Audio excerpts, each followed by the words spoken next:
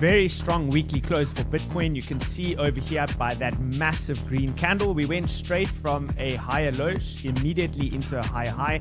Although it is very marginal, you can see I've marked it off using the white line over there in relation to the closes which happened all the way back in April. We have officially closed higher, so it is looking good, and that basically means that the trend is confirmed, right? 3 higher highs and 3 higher lows in the weekly time frame, and you now have an uptrend which is in full force. So many of you may be wondering, will you get a chance to get an entry into Bitcoin and Ethereum? Well, on today's show, that's what we're going to be covering. I'm going to be outlining the exact levels that you need to be focused on. So without further ado, let's get straight into the show.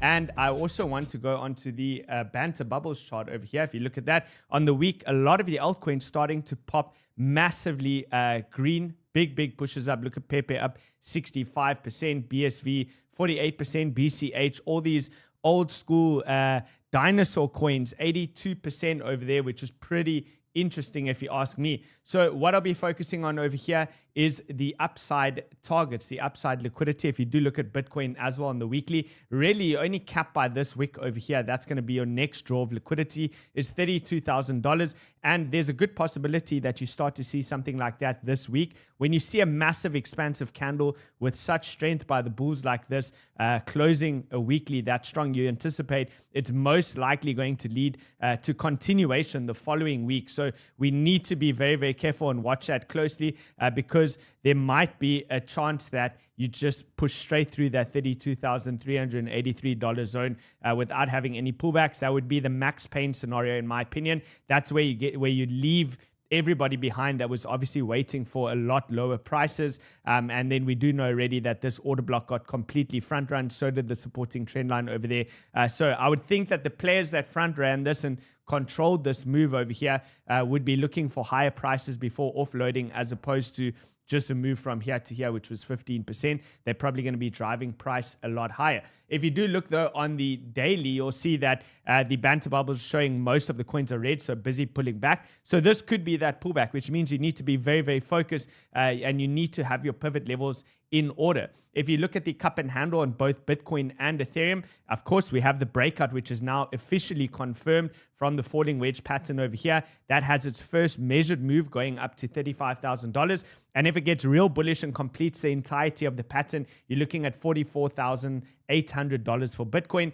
Ethereum, you can see, still lagging, but it has officially also confirmed the breakout because you now have closes outside of the falling wedge or the handle, whatever it is you want to refer to this part of the price pattern as. And ultimately, that has a targeted move up to $2,862 on ETH. Now, that doesn't mean that you now need to go and put your whole house on the line, that it's guaranteed. Trading is a game of probabilities, and if these patterns start to fail, they lead to massive moves towards the downside. So you need to be sure that this pattern is not going to fail. And that's why we'll outline as well where this idea does go wrong. So first, I want to cover Bitcoin, and then we'll go into a little bit of Bitcoin and ETH. And then at the end, I do also have a couple of altcoins that I'm focused on, which I've got on my watch list. So they're not quite in the zone yet, but they're getting there. They're very close. So make sure that you smash the like button. Let's help to get the show content out there, and then we will continue on with the show. So another very big bullish sign over here is the weekly close, which happened on the Gaussian channel. It's now closed outside of the Gaussian channel, and anytime that happened historically, you can have a look over here, that led to big moves up, right? So here you had a close outside of the Gaussian channel, and yes, a bit of a pullback, but ultimately led to a major move up. And then again, going back in time even further, here you have it. You close outside of the Gaussian channel, and then it leads to a big push up later, followed by a strong pullback. So ultimately, if price continues to run away and you go into the deep $30,000 region, eventually there probably is going to be a big pullback around 20 to 30% potentially, but that would be your last chance to really get into the market. So that's the Gaussian channel onwards and upwards. If you look at the 4-day chart using the short, the medium, and the long-term moving average, price is grinding up into the last line of resistance, which is right over here based on the prior closes at 30,496. So just under that $30,500 level. Once this candle starts to push through here and we get a close, I would anticipate it would be very, very explosive. So it's not really something that I'd want to wait for confirmation for, in the sense that what would confirmation be? Confirmation is a close above this level, then you have a confirmed breakout. Why do I not want to wait for that? Because the close is probably going to look something like this, and it's going to be another straight up candle to the upside. And then what? Now the close happened over there and you've missed the entirety of the move.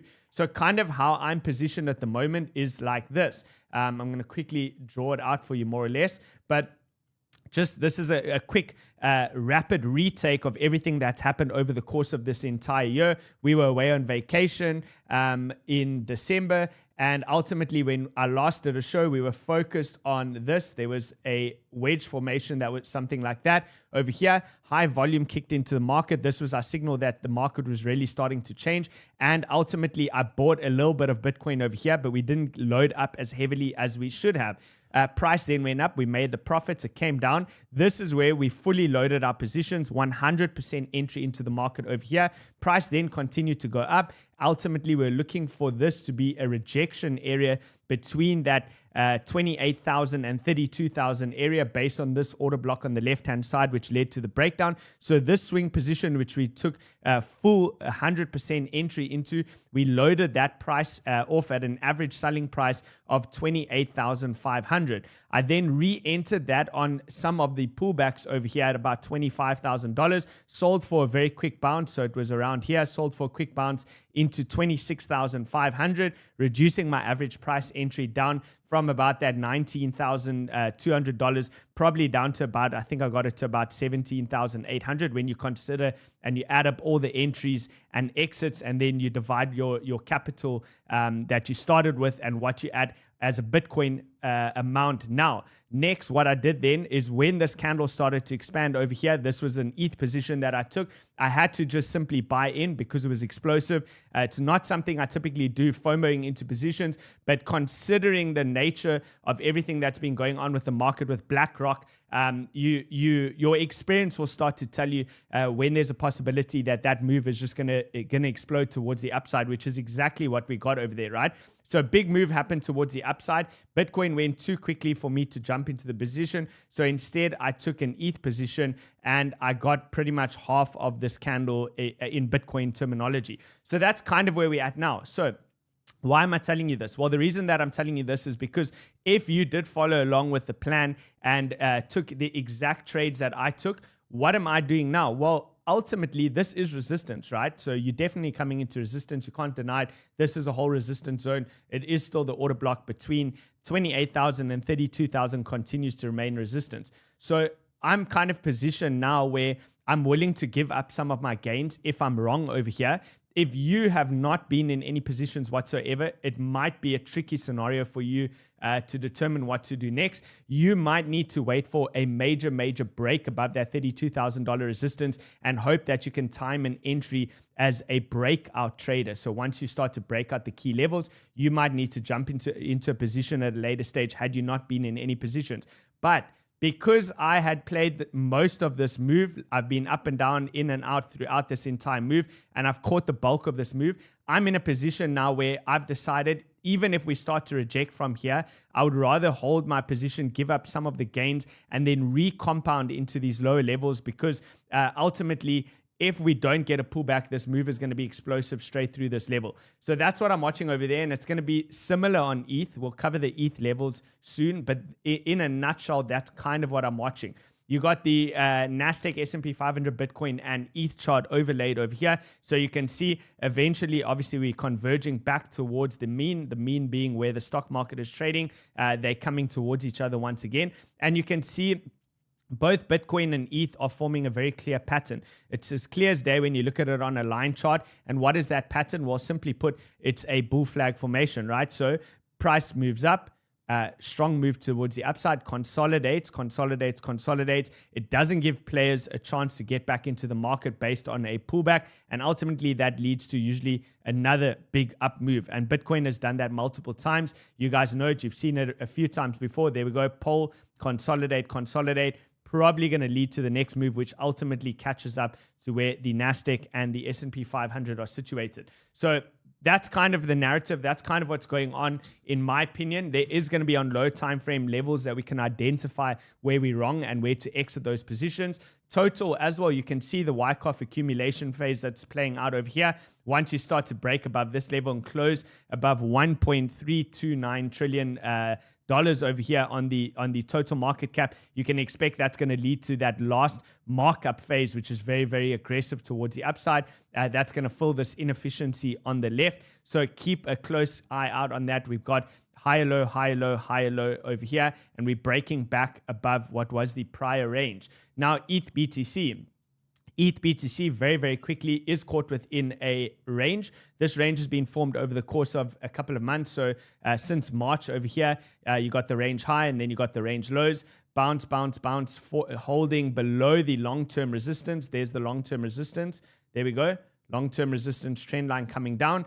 Ultimately, I'm looking for a small bounce, which is also why I'm positioned in ETH at the moment. I think in the very short term, ETH could outperform Bitcoin off of this bounce if it reclaims back into this range over here. So you're looking at deviation 1, deviation 2, deviation 3, stochastic RSI starting to cross back towards the upside. And then ultimately, you're going to push towards this long-term downtrending resistance trend line, which gives you about 7.8% move from bottom to top against Bitcoin. And then I'll be converting that ETH back into Bitcoin, expecting further downside towards the ultimate range low, which is this targeted area over here at 0.05522 on the ETH BTC chart. Okay, let's look at the, if you look over here at the Ichimoku cloud, so you can see the strength on Bitcoin versus ETH. I'm going to bring up ETH now. Look at the Bitcoin chart over here. It is supported by the ADX, the average directional index. The blue line is continuing to track on up, showing there's momentum behind that Bitcoin move. Whereas if you look at ETH's one is not exactly the same, right? The ADX has not got strength yet. It is still continuing to trend down, but you do have the cross of the DI positive, the green line above the DI negative, which is the red line, showing that bulls are trying to take control. So back to Bitcoin. Let's go back to Bitcoin's one over here. Same posturing of those DI negative and positive. And ultimately, this is Bitcoin's breakout level.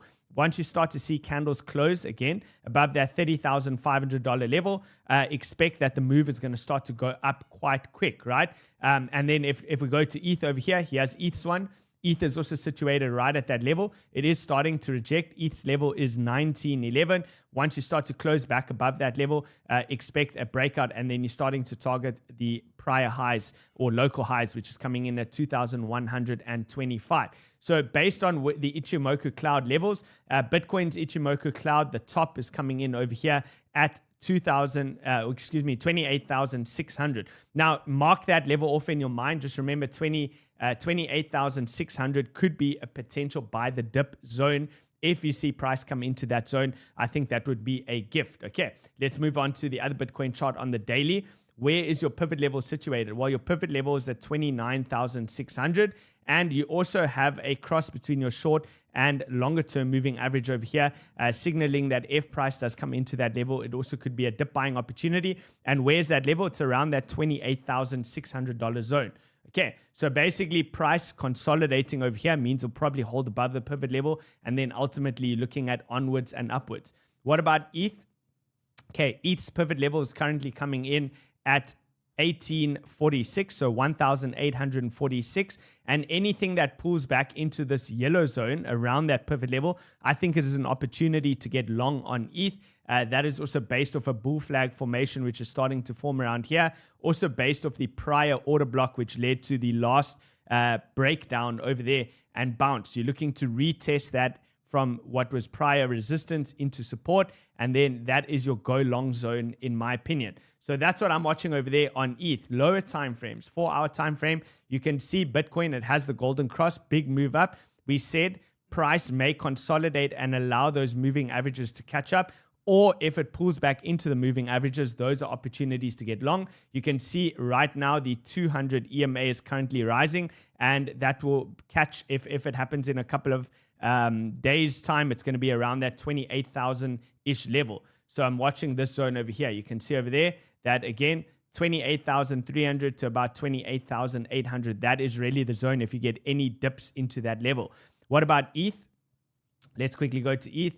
ETH just got its golden cross, the 50 cross above the 200 EMA over here. So far looking good. It also broke this trend line to the downtrending trend line. It's broken it to the upside. So any pullback into that zone is a retest of that level, flipping resistance into support.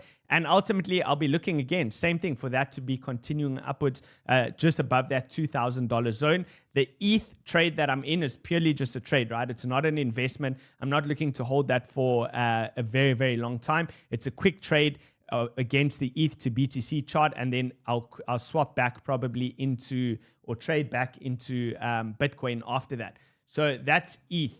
Next, here's our trades that we gave on the, I think the show that I did was on Friday. So everything is still within the levels that we were looking at. Here was our entry based on that wick that we had over there. So there it is. Came into that level. Price bounced up, holding above the previous month's high. So far, you can see the demand that's been kicking in. Here's the previous month's high. We had 28% of the overall volume on the hourly chart, which was buying volume that led to this expansive candle up here. Now we need to start to break structure again towards the upside, because you can see this is just consolidative, right? We go into a higher high, come down, lower high, lower low. It's been all over the place. It's just consolidating. That's all that price is doing on the low time frame, consolidating. And any price that comes into these regions, I'd be looking to load up and ultimately targeting that $32,600 zone.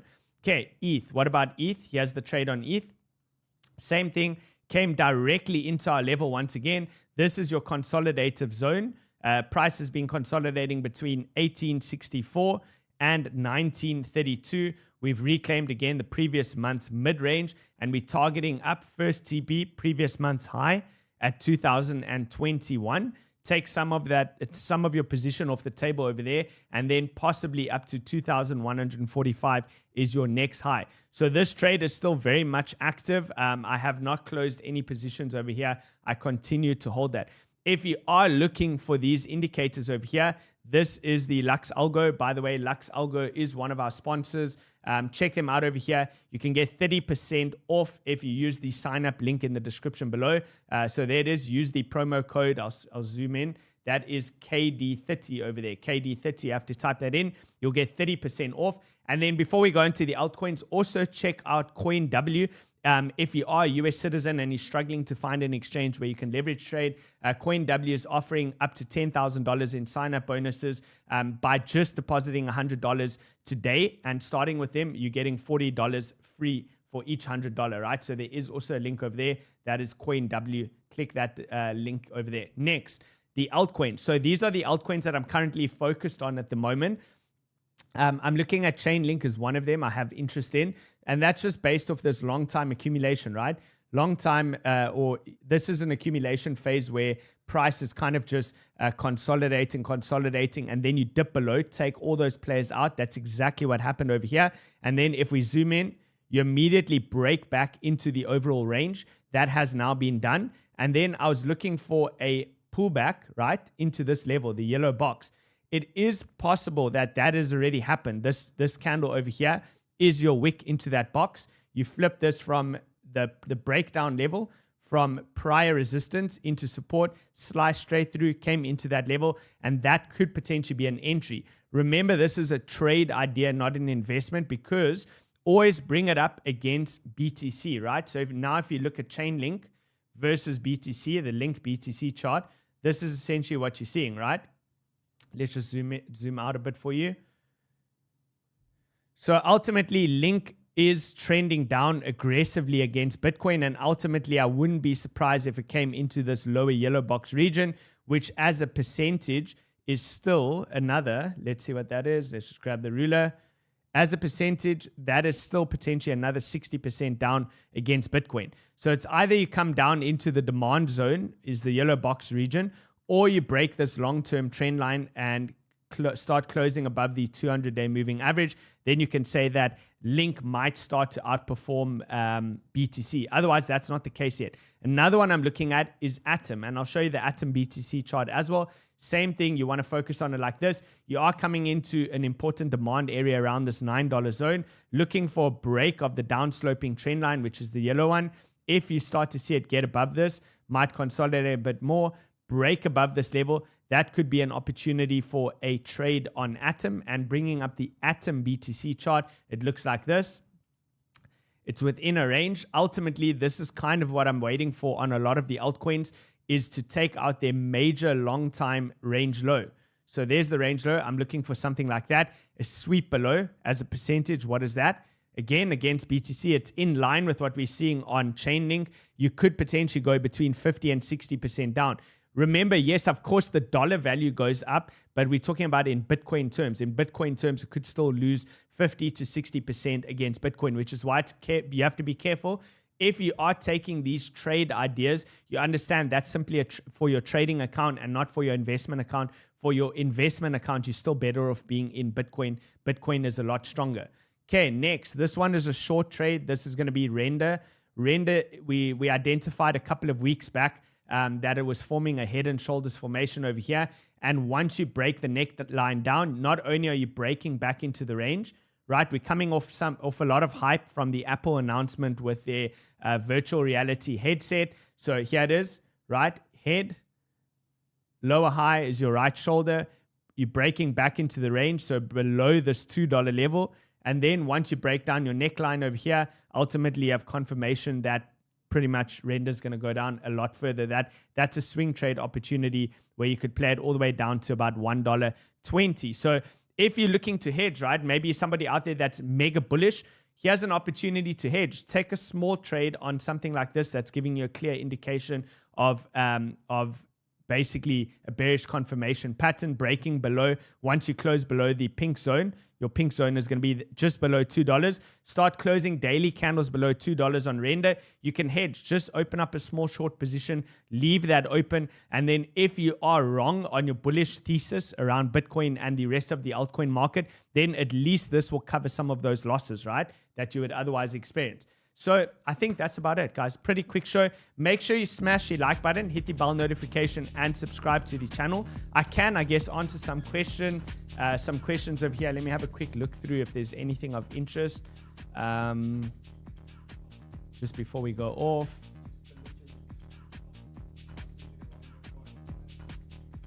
Yes, you can long Bitcoin on Binance. Definitely.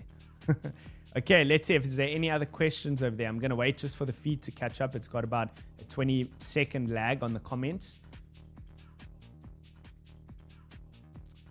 Okay, let's see. Let's quickly look at the low time frame. What's going on over here while I wait for those comments. Okay, low time frame. I mean, look, guys, I'm basically just waiting for confirmation over here of a break of structure. I'll change the color of this now. But ultimately, you can see we're starting to put in lower lows and lower highs over here, looking for this to push up, break above that level, higher high, and then we can start to confirm the rest of the move up. So on the low time frames, that's kind of what I'm waiting for today. Okay, Render. Well, we just covered Render. I see there's Render in the comments. How is Kyle today? Pretty good, bro. Crimson Caravan Company. I'm pretty good. Okay, will XRP win? No way of knowing that. I guess we can look at the XRP chart. Let's see what the chart says. They say that the chart tells you the truth before the news comes out. So here is XRP. XRP has been, it's also been, you see, guys, remember, I know this would hurt a lot of people, but this is the reality of these coins, is you haven't seen a proper sweep below these range lows, which this is one of the reasons why I think there is still a small possibility that altcoins experience more pain, and it's not over yet. I could be wrong on this, right? It doesn't have to happen on every single coin, but none of this has been taken out. This level has been heavily defended, and usually what happens is before you go into the next major bull run, there's some sort of major capitulation event that leads to a sweep below that level and a reclaim. So like I showed you on Chainlink, some of these coins have already seen that sweep below these lows, taking out all the players that have been holding for so long, all the guys that accumulated here, they've been doing this for such a long period of time, and then boom, in one candle, you just sweep them out. They capitulate out of their positions. It reclaims back into the range, and off it goes. But in the short to medium term, if you're looking at XRP, what are you seeing? Well, ultimately, you are still holding the supporting trend line over here. So I would say as long as it doesn't break below, for the sake of simplicity, very easy, put on your 200-day moving average. as long as there's no candles that start to close below the 200-day moving average, I would give it medium time frame upside bias because it is higher low after higher low, right? Look at this over here. You got higher low, and you would expect the next one to form over there. Of course, if you go through this level and you start to close below, you've now broken structure, right? You've now closed below the prior low and you lost the 200-day moving average, which is never a good sign. Okay, what else? Oh, okay, I see RDNT. I do have that as well. I did bring that up. That broke a massive downtrend. Let's just quickly go to it. Here it is. There we go. This is like a 3-month downtrend on, what is this called? Is it Radiant or what? Do you know what this is, James? I can't see. What does it say? RDNT. Let's just quickly see. Radiant, yeah, Radiant Capital. So Radiant Capital, let's quickly look at the long-term history of this chart. Okay, so it's not too bad if you look at it like this. I mean, it did have quite a long accumulation phase over here. We don't have as much price history if we look at this chart, but ultimately it did break this long-term down-sloping trend line. But this is never a reason to blindly go long. By the way, if you see something like this, I'll show you why. Because what do you do if this happens, right? So it's been low, it's right, so lower high. There you go. What happens if that's a lower low still? It broke that level and it just does this. The trend just continues down, right? So that's why you have to be careful with trend lines. This is not a license to go giga long just as soon as you see a small break of that. Wait, I would rather let it even run away. This is what you have to understand in trading, right? You don't need to, you can give up some of, you don't need to try and buy the peak or bottom. So you can give up some of those, artificial, what seems like massive profits, rather let it break above this level. So if it wants to run now, let it run. It's fine. Let it run. It will run like that. Maybe it goes massive. But the next pullback is where you'd want to buy. Maybe it comes into this area over here and you see something like that. And then now suddenly you can take a trend line and you can say, well, boom, that's where you would have bought, right? It's not that different from buying in right over here. But the point is you remain patient and you get a much safer entry because had the big move up, you broke structure on the left-hand side, broke structure, pull back into the next high time frame, high low.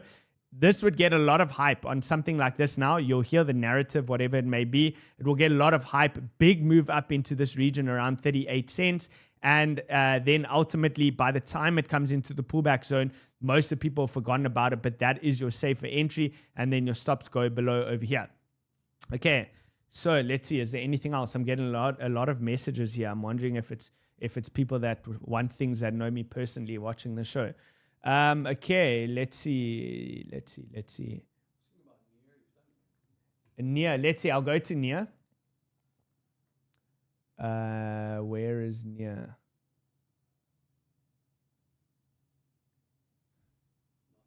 I don't want to have to bring up a whole new chart. Let me just see if I can find it. Otherwise, this is how I end up with too many charts here. Multiples of the same thing. Near. Where are you? Where is it? It should be right here. Am I missing it? There you go. Okay, near also had a big move up over here. Okay, this is what we're looking at on near the last time. We said that ultimately this could be a deviation. 100% this could be a deviation. Your range, your main range low region is right where price is now. Is this $1.53 up to about $1.75 zone. And because you also have the 200-day moving average, you honestly may as well just wait to reclaim that because the 200 days trending into that range low. So every time we've come into that, we've rejected. You can see rejection, and it's led to price trending down. So if you see near reclaim in the same way that I drew the last time above the zone, start consolidating above the 200-day moving average. It's a much safer entry. That's when you can start to get a long-term entry for something like this to play for the long run, right? Because look at that. Look at that chart. Do you see why it's worth being patient? Like how much this thing must have come down over 99% or something. Okay, it's 93% from all-time high. Very, very scary stuff. These are vehicles, right? So don't think of them as life-changing technology. Just think of it as a vehicle that will help you to make money. Guys, I think that brings us to the end. Thank you all so much for watching. I do appreciate each and every single one of you. Smash the like button, hit the bell notification. Drop in the comment section what you want charted for tomorrow. And especially let me know if you have a coin that is in an uptrend against Bitcoin. If there's a coin in an uptrend, and it can't be in the 15-minute chart, on the 4-hour time frame or higher time frames, it's in an uptrend against Bitcoin, let me know. I'll bring it up on the stream tomorrow. I'll see you all then. Have a great day. Cheers for now.